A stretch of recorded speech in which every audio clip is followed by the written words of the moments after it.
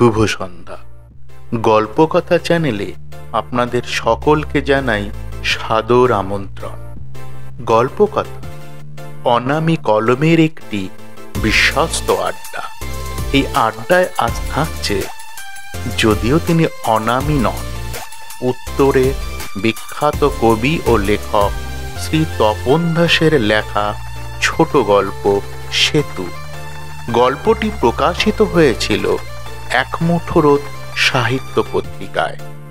পত্রিকার সম্পাদক শ্রী প্রসূন শিকদারের সৌজন্যে এই গল্পটি আমরা পাঠ করার সুযোগ পেয়েছি। এই চ্যানেলে পাঠ করা গল্পগুলো যদি আপনাদের ভালো লাগে তবে শেয়ার করুন, সাবস্ক্রাইব করুন, মন্তব্য লিখুন, যাতে আমরা এই ধরনের কাজে আরও বেশি উৎসাহিত হই। শুরু হচ্ছে গল্প সেতু। সুনন্দা গাড়িটা লক করতে করতে ফ্ল্যাটের ঝুল বারান্দার দিকে তাকালো। এই জায়গাটা ওর খুব প্রিয় ছিল। ছুটির দিনে অনেকটা সময় এখানে বই পড়ে কাটাতো। জায়গাটার জন্য মন খারাপ করে, কিন্তু কেন? ভাবনাটা হঠাৎই যেন ওর মনে থমকে দাঁড়ালো। তাই তো, জায়গাটা তো এখনো ওরই আছে। সাগর কোনোদিনই আর বিয়ে করবে না বলেছে, কিন্তু একবারের জন্যেও ও জিজ্ঞেস করেনি সুনন্দা কি করবে। অদ্ভুত নির্লিপ্ত ধরনের লোক সে। সুনন্দা ক্লান্ত হাসল। ভরাগো যেন বাবার মতো, ধীর, স্থির আর নম্র। এই যে ও এই বাড়িতে আর থাকে না, অন্য জায়গায় বাসা নিয়ে অস্থায়ীভাবে চলে গেছে, এ পর্যন্ত একটা দিনের জন্যেও কিছু জিজ্ঞেস করেনি। শুধু একদিন একটা অদ্ভুত প্রশ্ন করেছিল। বলল, আচ্ছা মা, আহ্নিক গতি কি? কার আহ্নিক গতি? পৃথিবীর। ও, পৃথিবী যখন নিজের কক্ষে ঘোরে। কিন্তু কেন বলো তো? স্কুলে জানতে চেয়েছে? না, এমনি এমনি। হ্যাঁ, আসলে আমি ভাবলাম সেই জন্যই বুঝি মানুষ এক জায়গায় থাকে না। ও, সুনন্দা গম্ভীর হয়েছিল। ওরা যে মার কথা ভাবতে ভাবতে এরকম একটা প্রশ্নের মুখে দাঁড়িয়েছে তা বলাই বাহুল্য। তবে ওর কচি মনে তা অনেকটা প্রতীকের মতো অন্য একটা প্রসঙ্গে শিফট হয়ে গেছে। দরজা খোলা। ক্লান্তি নিশ্চয়ই ওকে ওপর থেকে দেখেছে। সুনন্দা সোফায় বসল। বাড়িতে কি কেউ নেই? তাহলে দরজা হাট করে খোলা কেন? ক্লান্তি! সুনন্দা আতঙ্কে অস্থির হয়ে ভীষণ জোরে চেঁচিয়ে উঠল। ক্লান্তি তড়িঘড়ি বাথরুম থেকে বেরিয়ে এলো। কি রে, দরজা হাট করে খোলা, ওরা কেউ নেই কেন? ওরা তো এই গেল, খুব বাথরুম চেপেছিল তাই। সুনন্দা অবাক হলো। কোথায় গেছে জানিস? ঠিক বলতে পারবো না, তবে মনে হলো কোনো দোকানে। যাওয়ার সময় একটা শপার নিয়ে গেল। আর হ্যাঁ, দাদা নিজে রান্না করেছে। হয়তো তোমার জন্য একজন গেস্টও আসবে শুনলাম। নিজে রান্না করেছে আমার জন্য? তারপর আবার গেস্ট? কে সেই গেস্ট জানিস? জানি, অনন্যাদি। ওকে তুই চিনিস? কালকে আলাপ, উকিল। কালকেও এসেছিল? হ্যাঁ, খুব সকালে একটা গোল করে মোড়ানো কাগজ দিয়ে গেল দাদারে, আর বলল যত্ন করে রেখে দিন, হারালে আবার অনেক খরচের ফেরে পড়ে যাবেন। কে অনন্যা? তার সঙ্গে সাগরের কি সম্পর্ক? তারপর আবার গোল করে মোড়ানো কাগজ, কোনো দলিল কি? না গোপনে ডিভোর্স ফাইল করলো সাগর? সুনন্দার মনে একসঙ্গে হাজারো প্রশ্ন কুচো মাছের মতো লাফাতে শুরু করলো। মেয়েটাকে আগে আর কোনোদিন এ বাড়িতে দেখেছিস?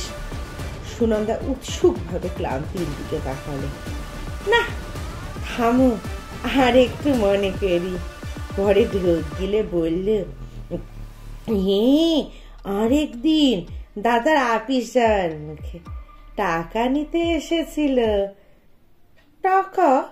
সুনন্দা অবাক হলো, ঠোঁট চেপে বলল, কেন জানিস?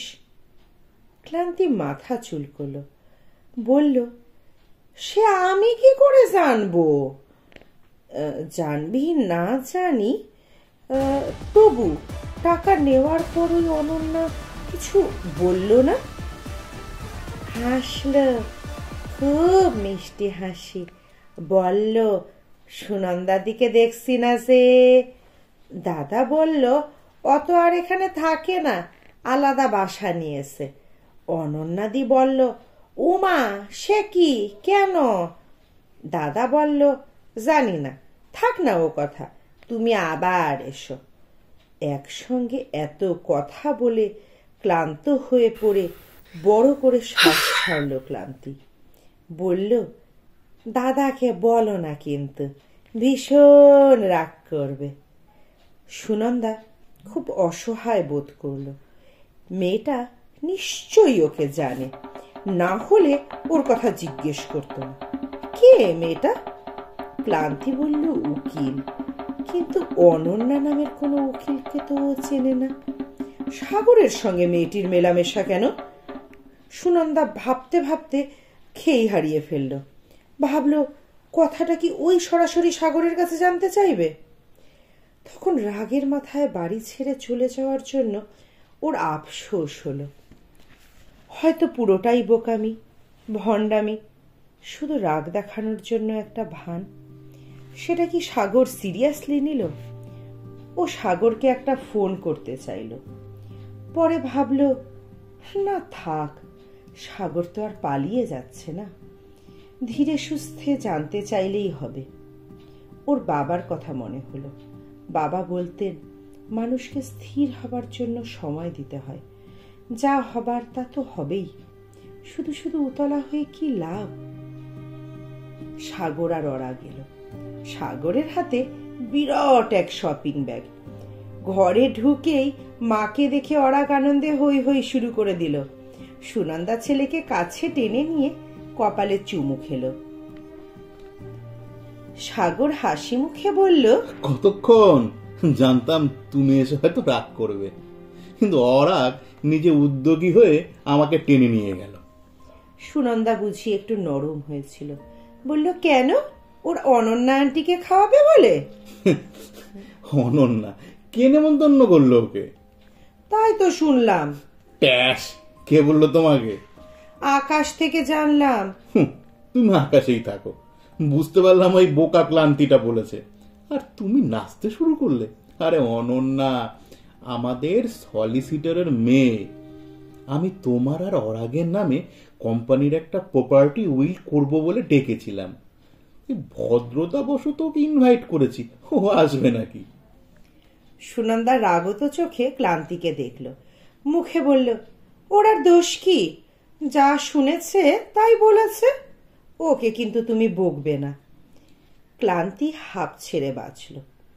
ও চা করার জন্য দ্রুত রান্নাঘরের দিকে এগোলো। সুনন্দা অরাগকে জিজ্ঞেস করল, তুমি বাবাকে শপিংয়ে নিয়ে গেলে কেন? অরাগ বলল, সরি, বলবো না। দেখি বলতে পারো কি না। সুনন্দা গম্ভীরভাবে ছেলের দিকে তাকালো, কপালে আঙ্গুল ছোঁয়ালো। পরক্ষণে মুখ উজ্জ্বল করে ছেলেকে কাছে টেনে নিয়ে জড়িয়ে ধরে বলল, দুষ্টু ছেলে, তুমি কিভাবে জানলে যে আজকে আমাদের ম্যারেজ অ্যানিভার্সারি? ওরা বাবার দিকে ছোট্ট আঙ্গুল তুলে দেখালো। ধন্যবাদ।